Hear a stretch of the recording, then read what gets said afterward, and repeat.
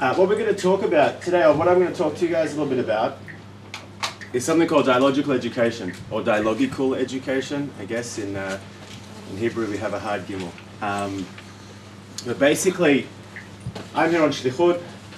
I don't have a very good Israeli accent. I actually grew up in Perth. I was a Habbo boy. You want to throw a secret head there? For the last 3 or 4 years before I came back to Perth on Shlichut, I was working at a school in Israel called Hatichon HaChevrati. It doesn't translate very well into English. In English you would call it, I guess, the social high school. But it's a lot more than that, because I think in Hebrew the word Chevrati definitely, I guess, implies a lot more than just a social setting.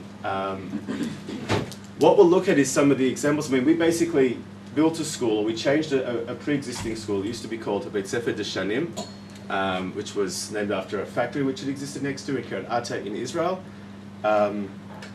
And for many, many years it was a school which specifically dealt with, in Hebrew, what's called Noar B'Sikun. In English, I guess, at-risk youth or juvenile youth, generally young students who, for a number of different reasons, whether it be social or familial or academic reasons, struggled in almost every other framework that they were a part of.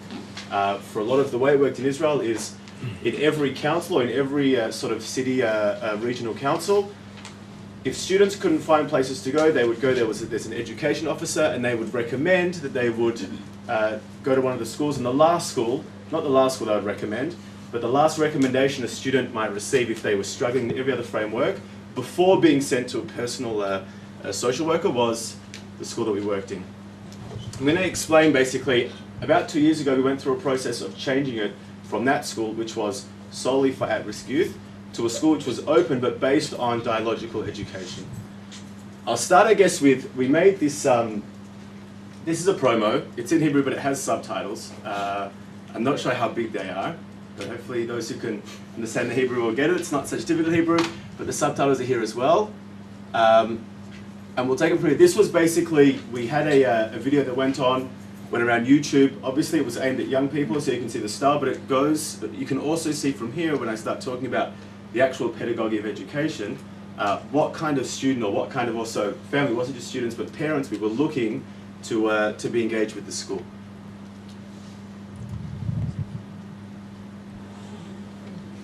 שלום, הכירו בבקשה את ילד א' ואת ילד ב'. ילד א' לומד בתיכון המקיף בעיר.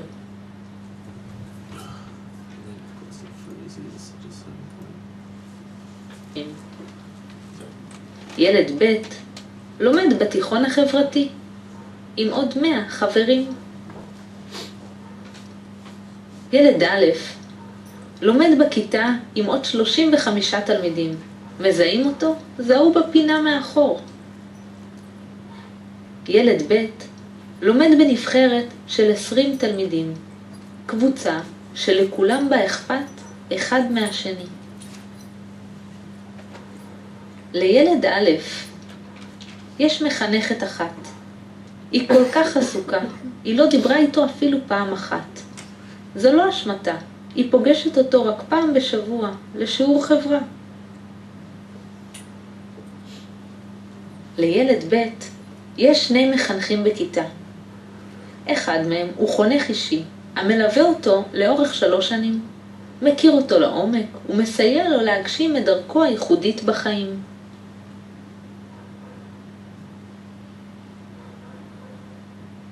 ילד א' בבוקר הוא משתעמם בכיתה. בערב משנן לבחינות.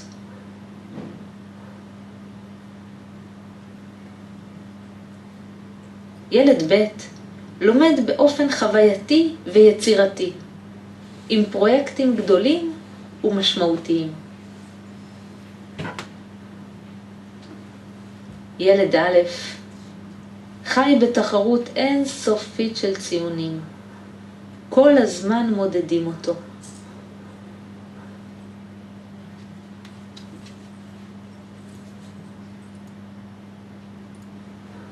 ילד ב' הוא חלק מקבוצה ונבחרת. בה כולם אחראים זה לזה ולהצלחה. כולם עובדים יחד.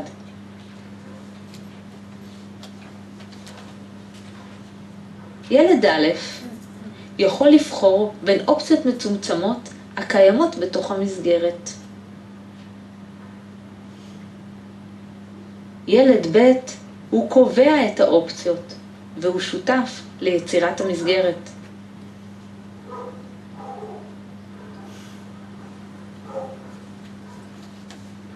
ילד ב' לומד בתיכון החברתי, שם ניתנת ההזדמנות לעשות מעשים גדולים לשינוי החברה.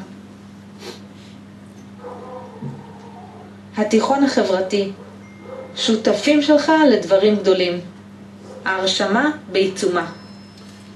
So this was actually the original, I mean, it obviously came along with pamphlets. We spent a lot of time going to malls, after school social clubs for young people, and a lot of the stuff that we tried, a lot of ways, at the time when we went about this, we had no idea who would come, because a lot of the time the students that we worked on for years and years and years, the school has existed for about 6 decades in Israel, and for at least the last 2 decades it had been preoccupied solely with, I think one of the most difficult challenges, I'm not sure if anyone here has worked or works with at-risk youth or juvenile youth or yeah, it's a very, very challenging and it's a very, very tiring role. Sometimes just giving a young person the sense that they can do something successfully, right? For students who have gone through the system that we had in the school for many years, just doing that, take away the marks and take away having them achieve, right?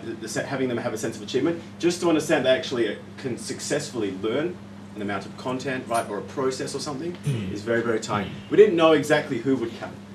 You know, our general market was youth, right? We wanted to make it an open school, but the Tikkun HaChavrati was also, you can sort of see, was aimed at partnership. We'll talk about dialogical education. It was based on this. What we actually found is the first groups of people, the first groups of students who came were students who academically were achieving very, very high marks. When I left for Shlichut in the middle of the Hebrew school year in February. I teach English and history in Hebrew. History in Hebrew. I teach English in English, but I teach them in Israel. I had a group of 6 Year 9 students, Year 9 and 10 students. That's the alarm. Okay, I thought that was the thing. It's the bell. It's the bell. Please stay, please stay.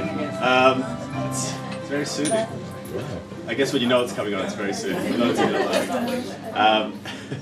And what we actually found was that there were so many students, and you can sort of see that there were so many students that achieved academically but wanted a much more personal attachment to their learning processes, that they were looking for something which was much smaller. And in the challenges, I guess at the end we can talk a bit, dialogical education is very difficult to do in large groups.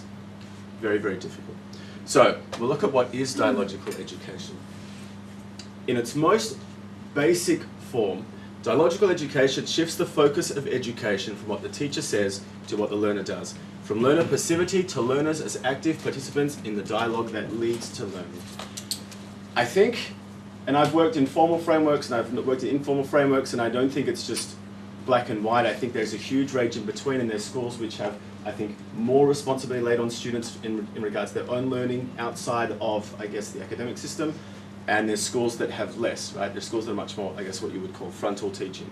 The idea behind dialogical education is that the dialogue process that happens between an educator and a student, right, is two things. Firstly, it is part of the learning. It isn't about giving you the tools to learn the other things, to learn the dates and the processes and the equations and all that kind of stuff, but it's also mutual. Okay, the teacher also, the understanding in dialogical education is the teacher goes through a learning experience as well. I'll talk about, I guess, two of the main people behind this, and also when we looked at how we wanted to change and shape the school framework, two of the main people we looked at. One is a guy called Martin Buber, I think a very inspirational and I think very fascinating Jewish philosopher, a very big, I guess, supporter or writer of Hasidic stories. He also was very connected with the Zionist movement and youth movements at different stages when he came to Israel, when he came to Palestine. And he says, a true educator does not aim his actions at a specific characteristic of the child in order to impart knowledge or desired habits.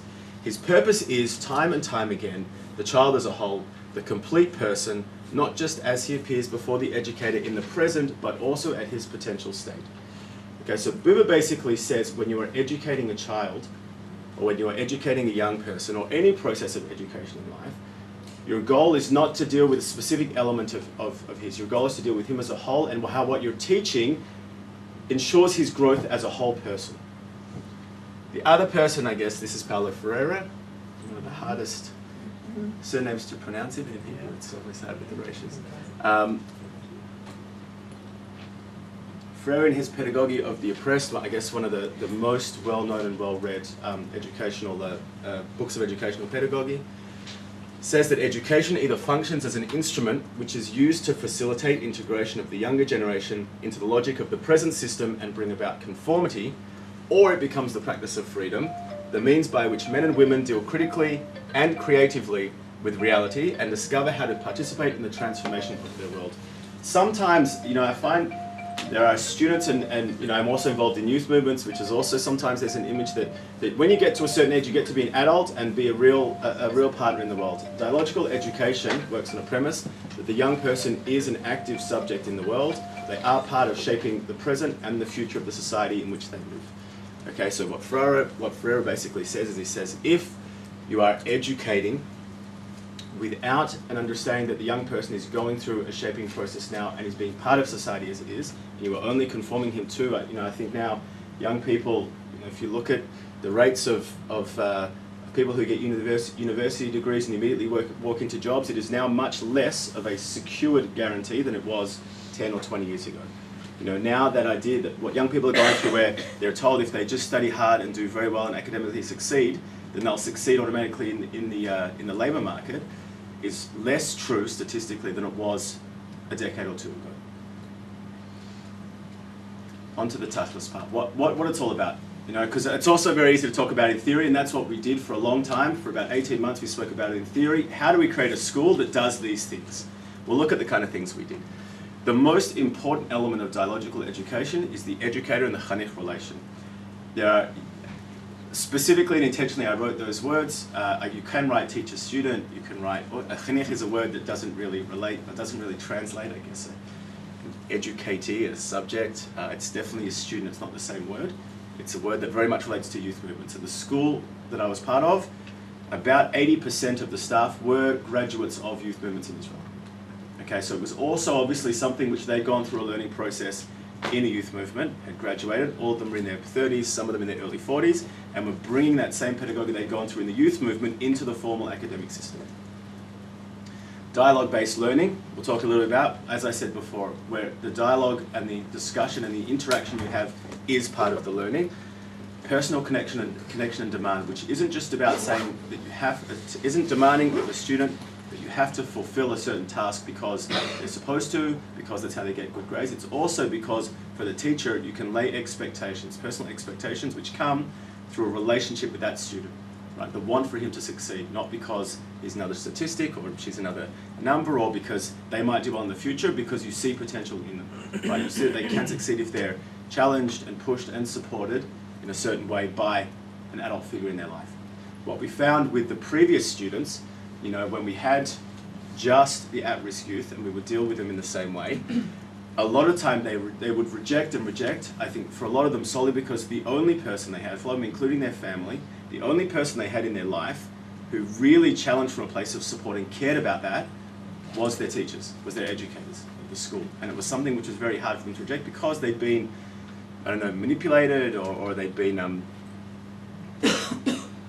exploited is the word, by friends, older people in their lives, older siblings, and so it was, they just assumed that people were challenging them and pushing them to do well because it helped the educator in some way, not the student themselves. We also have intentionally, and this is something which I've seen also, I think Jewish schools in Australia do very well, is the use of young educational role models. I don't think that's something which we do because young people are looking for volunteering work. We have both the program of the Shnat Shirut participants in Israel. We have at the school currently 2 who are graduates of a school of the same network in Mitzpe Ramon, who are 18-year-olds before the army. We also have had now, this school has had now for the last 6 or 7 years, a group of Bogrim from Habonim Draw in the Schneider program who do volunteer work 3 days a week through the year. There are students who have gone through this school in the last 7 to 8 years that know Habonim Draw and know them as an educational movement because they've been part of their educational experience. You know, now it's so ingrained that when one group leaves, they expect the next group to come. Use of the environment, right? How we deal with the school, how we deal with the teaching environment and what that means. The learning framework and the timetable, right? What the number of hours we examined and we've thought about for a long time, and still discussions go on about whether it's better or more conducive for students to learn instead of from 9 until 3, to learn from 2 until 8 p.m. in the afternoon. Are they part of the planning of the framework and timetable? Absolutely. There are things which change. I mean, actually, the first month of the year, I'll look at it, we actually change things around. There are students who come to us, there are small groups of students who come to us and say, we are really, really interested in learning this. It could be content in regards to a pre-existing thing. One of the subjects we actually have now is photography, because a group of 7 or 8 students came and said, and photography is it's a megama, it's like a course you can learn at school. We found people who deal professionally with photography, and we brought them to the school to teach twice a week photography to this group of students. And discipline and boundaries is another thing which also is about how we understand our role as educators and how we educate with I guess the student and the whole growth of the student in mind. If you have questions or things, I'm more than happy to ask. I can talk for a long time if need be, but I'm also happy to ask questions, and this can also be very very dialogical. It's a bit ironic that I'm doing it in a monologue way. Yeah. Well, since you're inviting questions, so I see elements in this from the open school, and from the philosophy of child-centered education. I'm still not sure how this particular education is different. It's different. I think what we found with the open things, in terms of boundaries, and this is I think one of the differences in my experience, and admittedly I haven't invested so much time or understanding in the open school system. The open school is almost solely on the child or on the student to create the environment. Dialogical education is where the environment is created through dialogue. So there are things that we actually say to students, that's actually not something which you should do. It's not the first thing we'll ever say to them, but through a process of dialogue, the idea is that we give a student a place to say, but through understanding of I guess, or through a respect from their ability to make responsible decisions for themselves. Through that dialogue, a lot of students say, okay, maybe I realize it's not right for me now, or maybe it might be right in the future, or maybe I'm thinking about it from the wrong place. That's, from what I understand, is the main difference. I think the open education is very much about having the child make decisions and dealing with the consequence of those decisions. I could be. Yeah. Go ahead. I really want to hear everything that you've brought to us today. I also want to ask, do you actually teach dialogism between staff and learners? Absolutely, absolutely. We'll talk a bit about that. We'll talk as we go. Definitely one of the things, and the educators also go through an educational process. Together we deal with all kinds of things. Every week there is a session which we deal with, and we have social workers and advisors who come to the school to deal with us. Again, it's dialogical. Quick question, are you connected with big picture education? I'm sorry, with what? Big Big picture I'm not education. sure. I don't think so, but I'm not sure. Sure. How prepared are the students at the end of year 12 to join universities or to enroll to universities? As prepared as they want to be. There are students, I had students in English that came to the school and are learning in Hebrew. So they're learning seven units of English, which is the highest level of English you can learn, which is translation in their final unit. There are students who come to us who excel at different things. There are also students who think they're terrible at everything and realize because they have the potential, they actually excel and it pushes them, and they take on, after, not the first day or the first week, but after 6 months, a year in the school, they actually choose to start investing more in their education because they feel like they have an educational partner to deal with. A lot of students now with the change do. Before, I mean, the best thing we could do was to get them to choose to be in the army. A lot of them would try and get exemption. The at-risk youth that we still have a big percentage, but now we are at what's called a Beit Sefer Miktzoi, is a vocational school, I guess. Theological school. So now we actually have a partnership with the Ort Browder Albright College, which is a college of engineering. It's like a network of engineering colleges, where there's actually a few students who recently have been enrolled in the college because of the work they've done in the school. So I guess we're just feeling around here to find your context. Are you solely Jewish students? Yes, we don't have Israeli Arab students. Not for choice. We have a range of Jews. We've had Russian immigrant students. We have also had a number of Ethiopian students. We don't at this point have Israeli Arab students, but the network of schools actually does.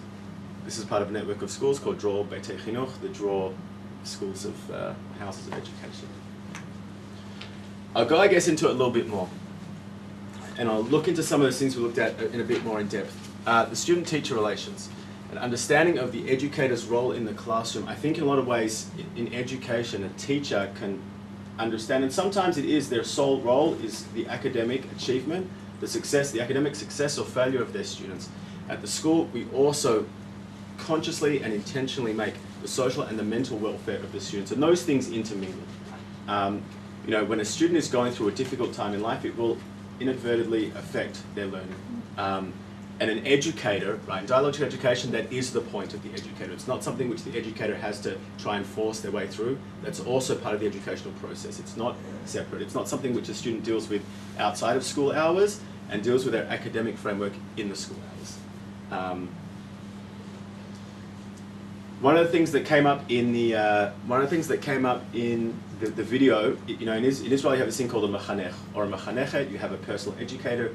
In Australia, I'm not sure, I guess a homeroom teacher is kind of there, but it's also someone that stays with the year level basically through high school.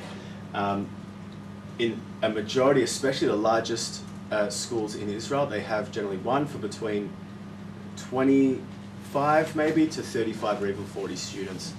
The goal of that mechanech is to have a personal connection with the students.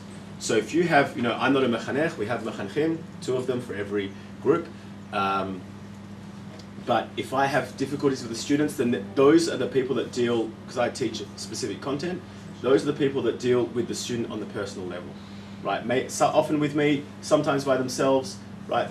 And so what we have is intentionally, we have no more than 10 students for every single educator, okay? Because that's, after looking at how we can work out time, how we could deal with students in the most intimate way, any more than that becomes a burden, I think, is probably the correct word to use, a burden on the educator, which leads, I think, to the exact feeling we're trying to change, which is the student feeling neglected, right? That either the student is a failure, or even if the student is highly successful, the way they're being viewed, which is what I said about these students that excelled academically very highly, the way them being viewed simply as someone who was supposed to get good grades. They have a weekly meeting. There's times when, sometimes it's every 2 weeks if they want to make it a more formal meeting. Sometimes they have it with the social advisor that we have at the school. But every educator will meet with every student, or even a small group of 2 or 3 of them together, at least once a week. At the very least once every 2 weeks. And that will not just be a time where they talk about how they're feeling. It's also a time where an educator challenges them, deals with some behavioural things for good or for bad, which are becoming very prevalent. We don't give grades at the school. There are students who sit through 5 units of Bagrut, the highest levels of Bagrut. We don't give grades in our reports. For students of both sides of the spectrum, that was a very difficult thing to understand. The most highly excelling students, actually, they were more accepting. Ironically, for the ones who struggled the most, they couldn't understand why they weren't given grades. A lot of time because they felt like they were actually achieving more, and so they wanted that way to be the measurement. We give what's called, it's called a Tudat Haracha, like an evaluation document or a feedback document where every educator writes exactly what their impressions are. A lot of time they have discussions with the students before they write that at the end of the semester. In your promo, it said, based on your student B, based on your grades, you can choose that and that. So right. This is just a promo, or? No, that's what we said about the student A. They said a lot of, in the school system, based on your grades, it allows you to do what you can and what you can't do. And what we said is, we actually said to students, not based on your grades, based on your will or what interests you.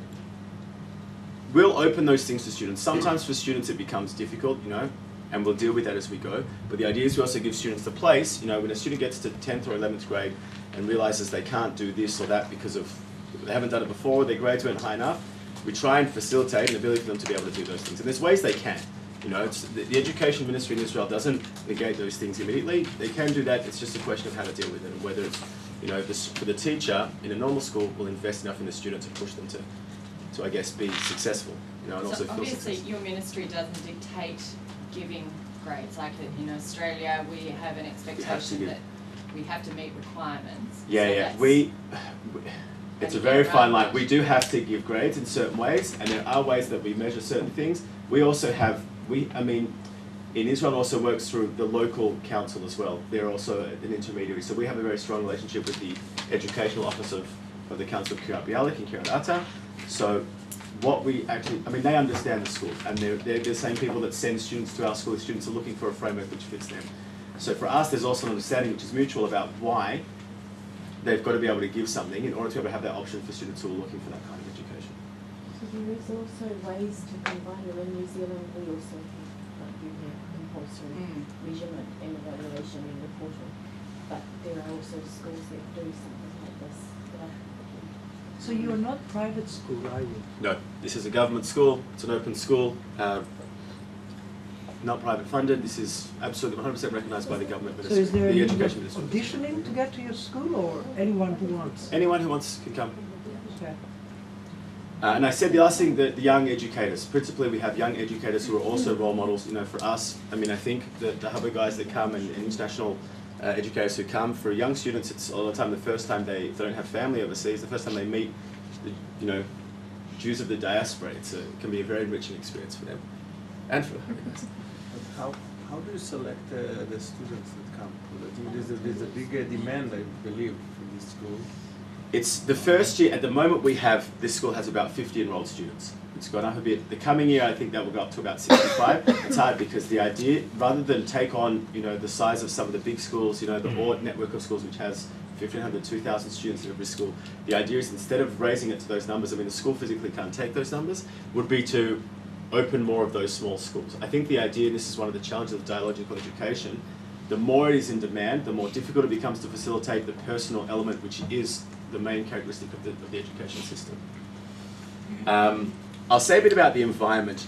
When we think about the school, and you can see, and I think this is actually something which is done very well, we examine the role of art, the way that we have students, for example, we took 2 days of an entire school, they call it kfutza, as it said, a group, not a year level, but a group, and they painted their room. They painted the classroom, which was their primary learning environment. And they chose the paint colours, and we went with them, and their educators were part of the painting with them, but they painted their room. They took everything out. We didn't bring in cleaners. They took everything out and cleaned it. The way we use music, the way they sit, there are some teachers who will sit and teach frontally. There are some teachers, majority of teachers actually, who will sit in a circle. The same way everyone's been in the youth movement experience.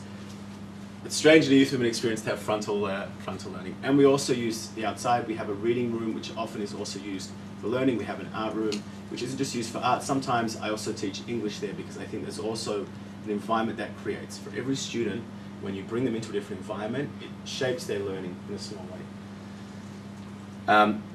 We have a cleaning time for students. The students clean the school. We don't have cleaners. We used to have cleaners, and we chose not to bring cleaners in. And once a week, we have. This was a very, very difficult thing. Still a difficult thing, and sometimes it's a challenge. Right? If any of you have kids, cleaning their rooms sometimes can be hard. But for us, it was important for them to say, there were certain benefits they got. One of them we'll talk about. They have a communal living room, which is also for the teachers, that they chose to build. And they chose what to bring in. But they're also responsible for the environment in which they learn. It's an important thing, I think, for a young person to learn, is not to just consume and they're just here and everything that happens around them gets done by the invisible people. They are responsible, which doesn't just mean picking up the rubbish. They wash all the floors, they have to wipe down the walls, everything. They're responsible for that, and it's very demanding. It's for a teacher to demand their student to wash floors and do all that stuff. It's not always the easiest hour of the week. They go through their school year as a kfutza. We term them as a kfutza. Actually, they go through in mixed year levels, year 9 and 10, year 11 and 12. A lot of the learning actually happens in small groups, depending on sometimes their abilities, sometimes their choices, all that kind of stuff. This was an idea that, age isn't necessarily the greatest barometer of communal learning. We thought if we can bring, and we have, because we have students who have missed 2 or 3 years of school and come back. Some of them are 18 or 19 years old. When you're 11 or 12, they come back to us. But the idea, and we tell them simply, they actually have a name. The 9 and 10s this year is Kvutzat Arava. Arava is a region in Israel. And the 11s and 12s are Kvutzat Negev. So they're right next to each other, Arava and the Negev. And they have a Moadon. They have an area, I mean, they basically have couches. They also have a Pinat Cafe, like they have a little coffee area with coffee and tea they can come and take. They also have a toasted cheese maker and things. They're responsible for that clean, and they're responsible also for making, where they do a roster, whether every day they do it anarchically.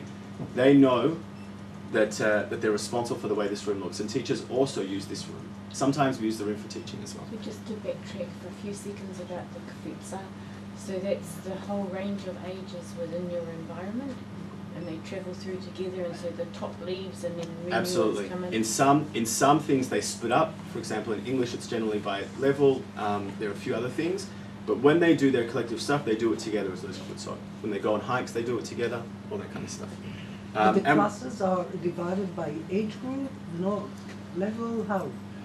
it depends on the class. Sometimes the basic model is together, year 9 and 10.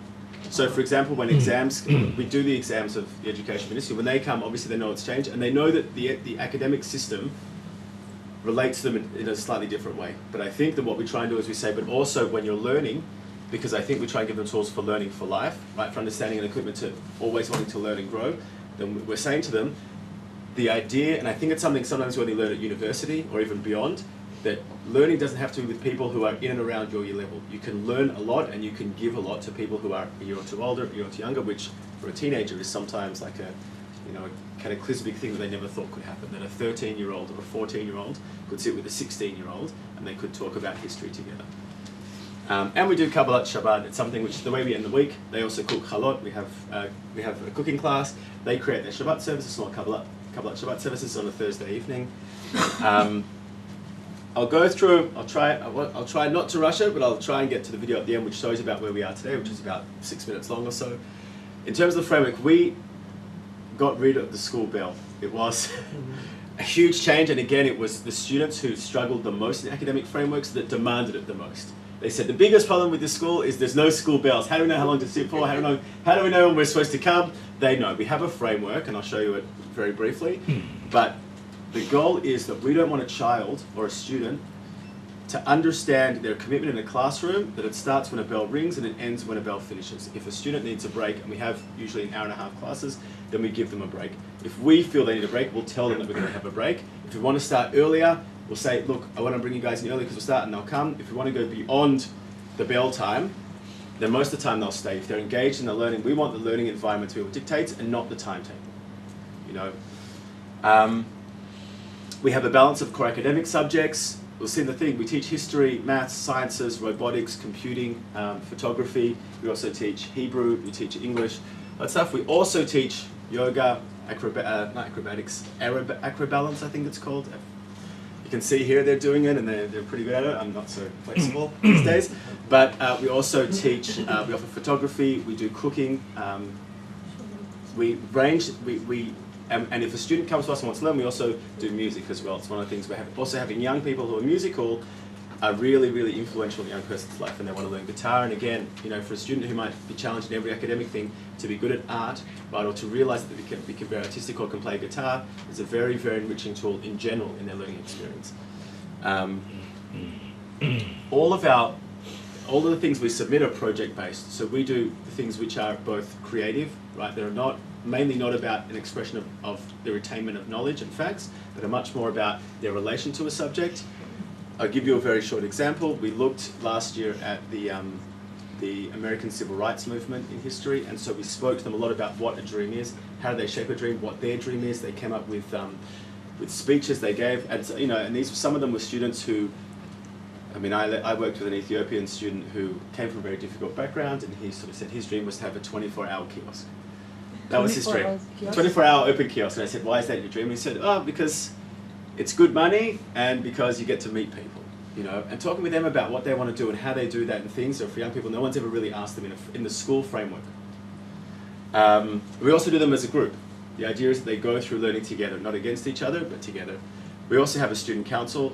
some of them who are on there hated students who were on the student council at their previous school, but it's also for them, it's about being responsible for very real things. Their Moadon, the discussion with educators, the learning framework and environment, and we give them a lot of responsibility.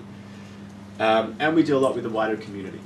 We have a lot of things where we go out around Chagim, all those things. To give you an idea of the way the framework works, it hasn't changed so well. At the beginning, we actually have about half an hour to 45 minutes of every day of what's called Ptichat Yom, the day opening. It's not a subject. They sit with their educators in their classes and they have coffee, tea. They might read a newspaper and talk about some issues. They might talk about something which has been happening in the school. They might talk about their goals and plans for the holidays. The idea is that the day doesn't have to start at school immediately with a diving straight into work. That there is a time which allows for social framework in the non-social time at school, right? It's not a break time. This is just an idea of the things that we might do. These are the two kvutzot. Robotics, photography, we do man and society. A lot of ways that we break things down isn't by traditional history and social science. We do about man's relation with the world. You'll see it shows it in the video at the end. We look at man and nature, man and society, and man and spirit, or man and the spiritual side. But you can see we have art, music, theatre, things. We also obviously teach Hebrew is there, Safa, it's I guess like learning English here. It's also about literature and things like that. And you can kind of see in between these big times, they're big blocks. You'll have, someday you might have one break if they're involved in intensive learning, which they're relating to. Some days you might have 3 or 4. Some days, you know, in the middle of the day, an educator might say, you know what, we're going to go out and we're going to actually go and walk around and do something in Kiryat Ata or in the north of Haifa, and that's what they'll do. It showed it was 2 hours and 15 minutes each lesson. It's 2 hours and 50 minutes to a framework. Sometimes we'll bring educators in for that time. The idea is that it's not, we don't have to try and be sharp. I mean, it obviously demands a lot of the educator to be prepared. It's not about having the sharp, short time. It's about having that. I think for everyone who's an educator, there's times when you feel like if you just had a bit more time or you were able to be more flexible with the timetable, that's exactly what we've tried to give. It's about the relationship between the educator and the student. There are no set rules at the school, aside from violence. Violence is something which we're very, very firm on, but we place demands on individual students, very, very clear demands. So if we have a student who is loud or who swears a lot, that student specific, I mean, most students these days also, oh, I don't know, maybe not so much, but a lot of students don't swear as much, but some simply use that. Some who relate to educators a certain way will have a much more personal demand. An educator will sit with them individually or with 2 or 3 of them. In order for dialogical education to work and the feeling of collective achievement to happen, you need to have a safe space, right? Violence is something, violence and intimidation within the school framework, and we have students who are, you know, the kind of toughest Israeli kids you can ask for, and we have students that are very sort of timid. We have a girl who joined who was an Ola from I'm trying to think, there's an area in New York which is very Yiddish speaking. It's called something with a W, I can't remember. Williamsburg, who came from Williamsburg with a family, didn't speak any Hebrew, spoke a little bit of Yiddish, spoke a lot of English obviously, went through the educational system and for a year and struggled and came to us because she needed a personal connection, very, very timid and shy, but loved being there. And the same thing as these tough guys who, you know, when they're outside would swear and, you know, hang out places at 3 in the morning, and, you know, at street lights looking very dodgy and intimidating. Anytime we have violence, a lot of time will involve police. That's the extent we take it. If a student threatens a teacher or another student or invokes violence or also tries to destroy school property, we will call the police almost immediately. It's something which we want the student to understand. There are very, very clear roles, not just in the school framework, but in society that is expected upon them. Right? Those are things that we have a zero tolerance policy on. We don't give detention. We also don't really give homework. There are times we do. What we do instead is, someone here, what we do instead is we actually try and have seminars. A lot of time we try and have weekend seminars at the school or outside the school to go through education I mean, for those who know what you can do on a seminar or in a 2-hour school block. The more consecutive time you have with a student, the more you can really shape and build with them. So we try and do a lot more learning in seminars, which are voluntary, they're not part of the framework. We use the school therapist a lot as well in understanding where students are and understanding steps we need to take. A lot of time we also involve, it's integral that we involve the family in the students' learning, for good and for bad, their partners as far as we're concerned. A holistic environment for a student includes the home environment. And educators play a role in the lives of their students. We had one of the educators was a girl who had a student who was a really large Ethiopian boy. He was in year 10. It was enormous, really big, strong structure, alcoholic, all kinds of things. He came to us from a boarding school, and every single night at 10 p.m., every single night, she made him call her regardless of his situation. Every single night, she made him call her, and if she didn't hear from him at 10 o'clock, she would continuously call until he answered. Then she would call the home, and she would call whoever she knew until she got in touch with the boy. This was the first time in this boy's life that someone cared where he was and what he was doing at that time. And it changed. Immediately, actually, at the end of the day, we said we couldn't be responsible for him. He went on to something much more personal than the school. But it showed, I guess, the understanding that we have, or that educators have a role and can have a role outside of the school framework with their students. I'll see how much time we have. Okay, so I watched this. We might have a minute or two, but this is kind of where the school is now. Again, it's in Hebrew, but it does have subtitles. I don't know if people could see. Hopefully, you'll be able to see. The subtitles are maybe not the greatest thing, but they're not the greatest translation, but you'll get an idea. But this gives you an idea of where the school is today. The school has now been going, it's finished its first 12 months since the advertising campaign last summer in Israel. And this is some of the things where we are.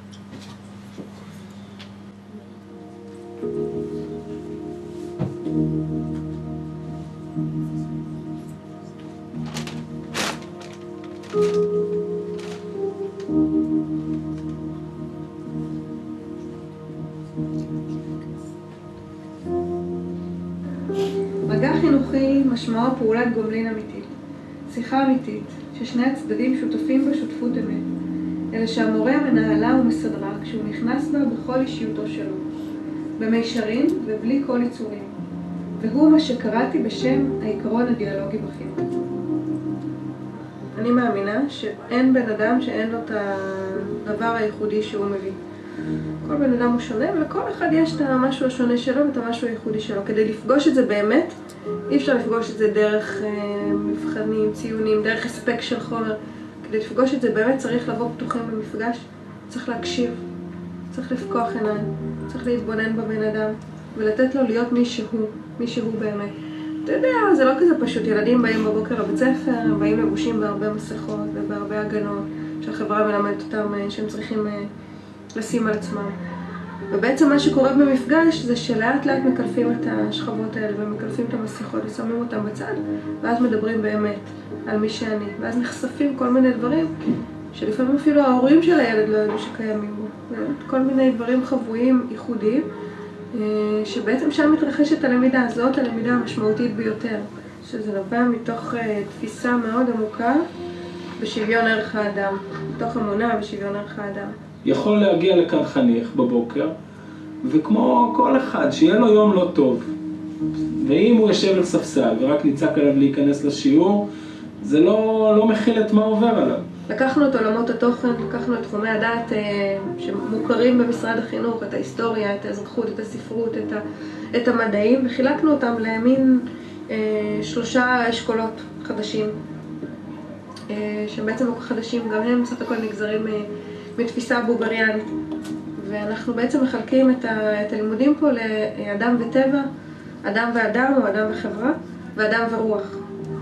ועוד דבר שעשינו במפגשים זה להגיד שלמידה היא לא קורית רק ממילים, היא קורית הרבה ממשחק, והיא קורית מהרבה מאוד התנסות. יש לנו פעמיים בשבוע סדנאות שנותנות סוגי מפגש שונים, מפגש שלך עם הגוף שלך, אתה מתנסה באקרובלנס, ביוגה, מפגש שלך עם הנפש שלך, של אומנות ושל תיאטרון ושל מוזיקה, מפגש שלך עם זה שאתה רעב, וסדנת בישול שכולם אוכלים את התוצרים שלנו. וכל הסוגים האלה של המפגש נותנים לכל אחד מקום. והמורים פוגשים פה את התלמידים, המחנכים פוגשים פה את התלמידים בכל סיטואציה. אפילו אין חדר מורים. אין דבר כזה. אפילו החדר שבו המחנכים הולכים לנוח בהפסקה שלהם, בסוף של איזשהו מפגש, הוא יחד עם החניכים, והם יושבים ביחד, מכינים לעצמם משהו לאכול ביחד, ומדברים פתאום קצת על דברים אחרים. כן, יושבים פתאום מתחילים לדבר על פוליטיקה, פתאום כולם כזה מדברים וזה, גם סתם איזה משהו. אז אחרי זה אני זוכרת שיוסי, הוא המורה לרובוטיקה, אמר, באותו רגע הבנתי למה צריך סלון. אני חושב שהפתיחת יום היא חלום של כל אחד בעולם. כל בן אדם בכל מקום עבודה, כל מקום שהוא נמצא היה שמח לפתוח את היום שלו, ברבע שעה 20 דקות, שהוא יושב, קורא עיתון, מדבר על מה שקורה, כוס קפה עם אנשים שהוא אוהב, עם החברים שלו, ואם משאב הזמן הוא רבע שעה, אז בוא ניקח את הרבע שעה הזאת, זה מאפשר כל כך הרבה אחר כך. הרוגע, הנפש שכולם ביחד מתחילים משהו ולא ישר לצלול לתחילת עבודה, לתחילת היום, לא משנה מה אתה עושה בכלל. אני חושב שזו השעה הכי טובה בכל יום. כל יום שלי זה המפגש הכי כיף. בכלל אני אגיד שהשיחה האישית, המפגש האישי עם חניכם זה דבר מאוד מאוד מרכזי בהוויה של מה זה להיות מחנך או בית ספר. אתה רוצה לדבר עם משהו, אתה יכול לבוא למורה, להגיד לו שאני צריך לדבר איתך משהו, לשתף אותו בכל דבר אפשרי שאתה רוצה. מאוד מאוד פתוחים כאילו. נגיד, אני אישית מדבר עם המחנך שלי על חברה שלי, והוא בא ועוזר לי ואומר לי דברים נכונים, אני לומד מזה דברים. אתה לא יכול לעשות את זה עם כל מחנך לדבר על חברה שלך.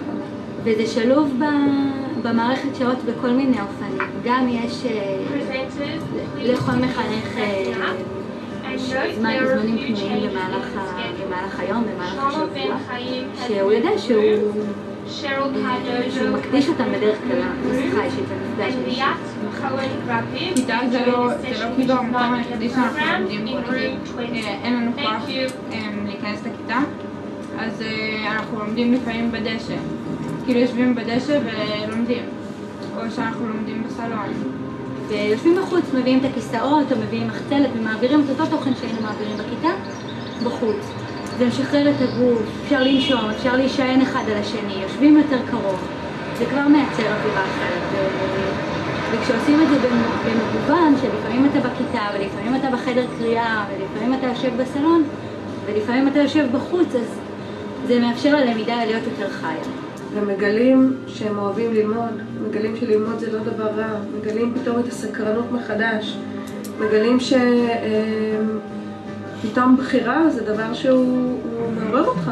אתה רוצה לעשות, אתה רוצה ללמוד, אתה לא חייב. כשילדים מרגישים שהם לא חייבים, הם בוחרים בתוך עצמם וקורה משהו הרבה יותר משמעותי והרבה יותר רציני. אתה יודע מה? טוב שאלת אותי את זה. כי זה בעצם הבסיס לכל המפגש הדיאלוגי, באמת. לא יכול להיות מפגש דיאלוגי שבן אדם יושב בו כי הוא חייב לשבת. פשוט לא יכול להיות.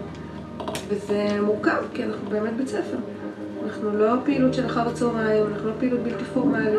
אנחנו בית ספר פורמלי על כל מה שזה אומר. ועדיין, בעצם המטרה הגדולה שלנו זה ללמד את עצמנו כאנשי חינוך ואת הילדים לבוא למפגש לא מתוך החובה, אלא מתוך הבחירה. ולפעמים באמת יש יום שפחות מתאים להיפגש, אז צריך להרפות מזה.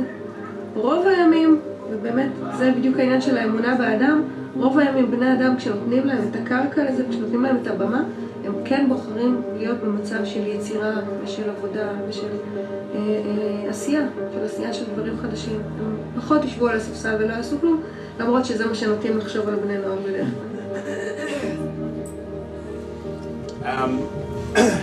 I'm sorry we don't have more time and we have more things. That's just, I guess, a taste of what we try to evoke in the day-to-day lives of these students. If you can kind of see how it works, the idea is to give them a connection to learning by choice, that they choose to come to these encounters, that even though it's hard also for the teacher sometimes to deal with a student who is being back chatting and stuff, these are still regular kids, they're not, you know, the greatest, they're going to be the world's, hopefully they'll be the world's greatest leaders, but they're not there just yet. But the idea is that if you can make an education encounter which comes by choice and is done through dialogue, then you also empower the student to become active, not just in their education, but through their lives. Thank you.